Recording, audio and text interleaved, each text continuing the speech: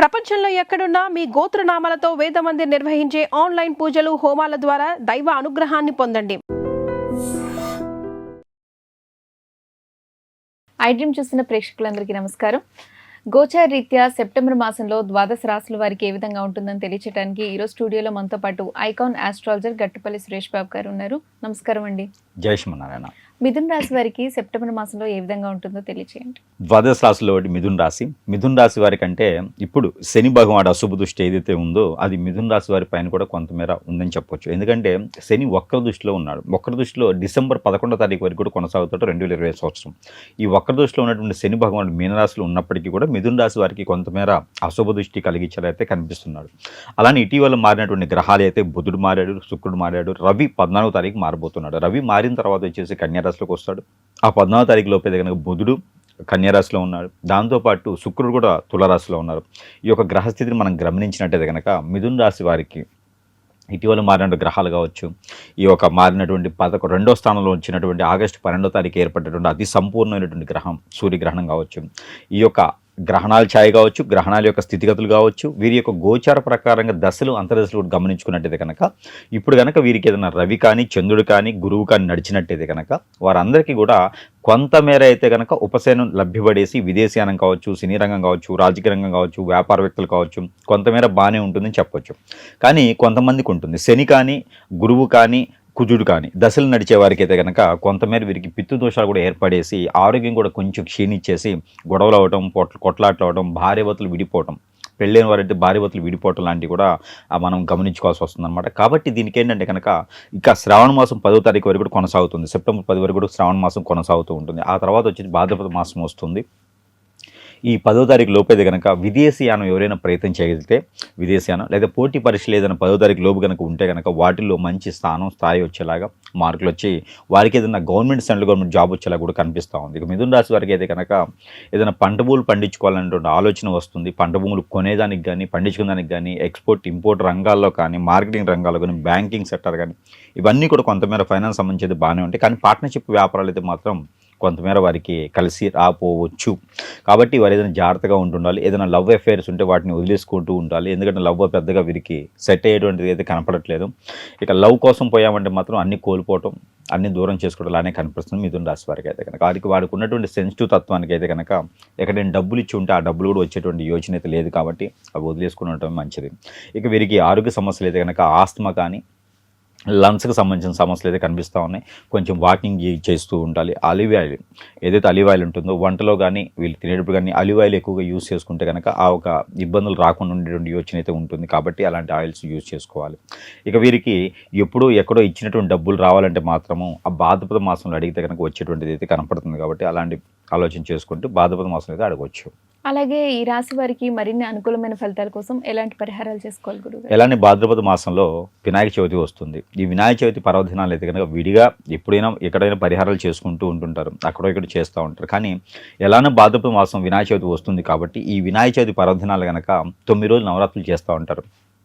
ఈ నవరాత్రుల్లో కనుక ఏదైనా 9వ రోజు వీరు మిథున రాశి కాబట్టి 9వ రోజు కనుక పులిహోర ఏదైనా పులిహోర చేసుకొని ఆ పులిహోర స్వామివారికి నైవేద్యం పెడితే కనుక నిమ్మకాయ కానీ చింతపండు కానీ ఈ పులిహోర స్వామివారికి నైవేద్యం పెట్టి ఆ నైవేద్యాన్ని చాలామందికి ఎంతోమందికి కనుక ఇరువురికి ప్రసాద రూపంగా పెట్టినట్టయితే కనుక వీరికి ఎన్నో రకాల సానుకూల పడేటువంటి వాతావరణం లభ్యపడుతుంది. ఆరోగ్యకి క్షీణించకుండా నరదిష్టి నరఘోష ముఖ్యంగా వీరి వైపు రాకుండా ఏదైనా పని చేద్దామని ముందుకెళ్తుంటే ఆటంకాలు విఘ్నాలు వెనకోకుండా ఉండేదానికి ఎక్కువ ఆస్కారం కాబట్టి ఇలాంటి ప్రయత్నం చేసుకుంటూ ఉండాలి.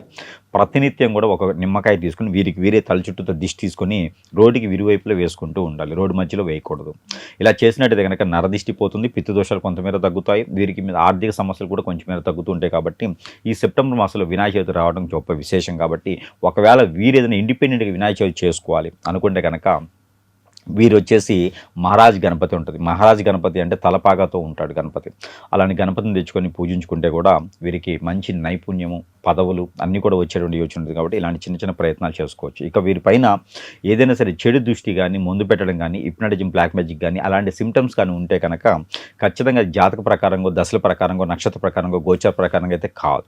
అవన్నీ కూడా ఎదుటివారు మన మీద చేయించేటువంటి చెడు క్రియలు. కాబట్టి అలాంటి ఏమైనా సిమ్టమ్స్ ఉన్నా, ఏ పని ముందుకెళ్ళట్లేదు అనుకున్నా ఖచ్చితంగా సంప్రదిస్తే ఆ సమస్యకి పరిష్కార మార్గం అయితే చూపించేటువంటి విధంగా అయితే ప్రయత్నం చేయవచ్చు.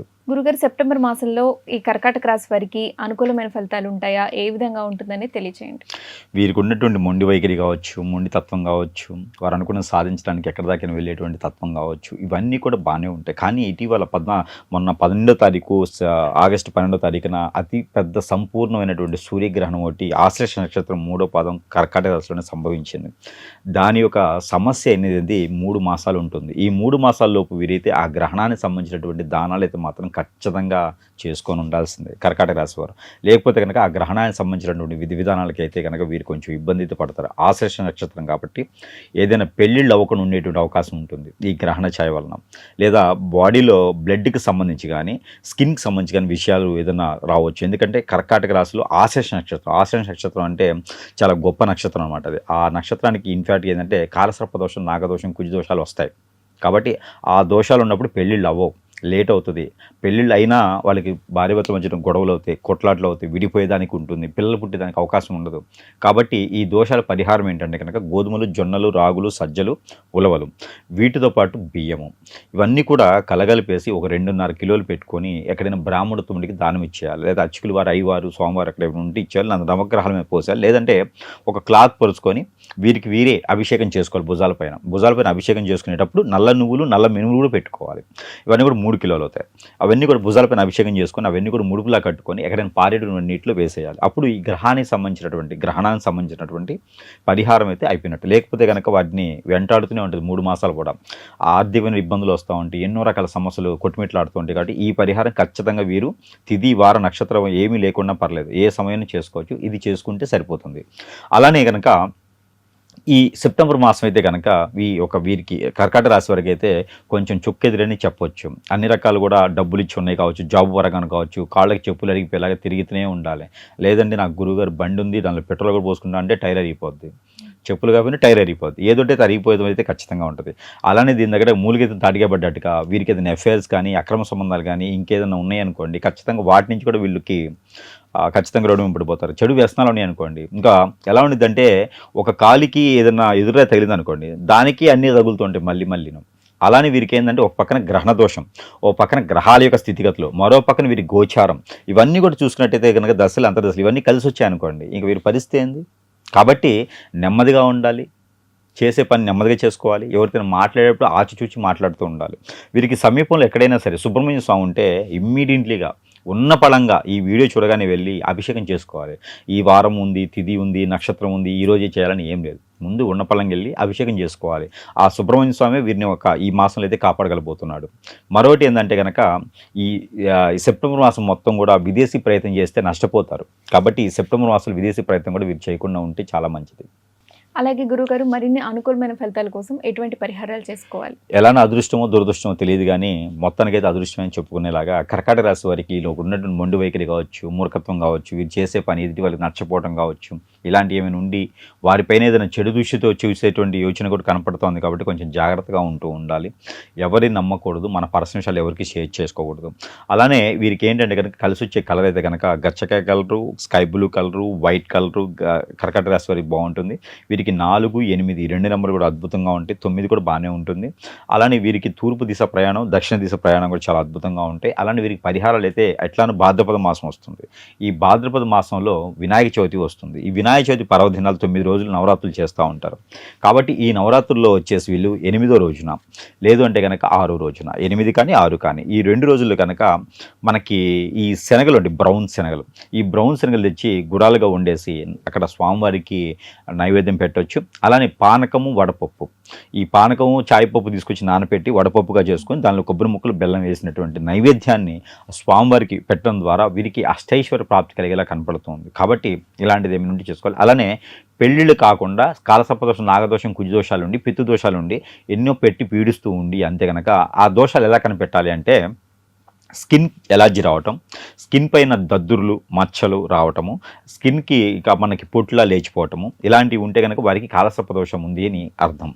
అలా ఉన్నాయంటే కనుక వారికి ఖచ్చితంగా మర్కత గణపతి అని ఉంటారు, గ్రీన్ కలర్లో ఉంటారన్నమాట.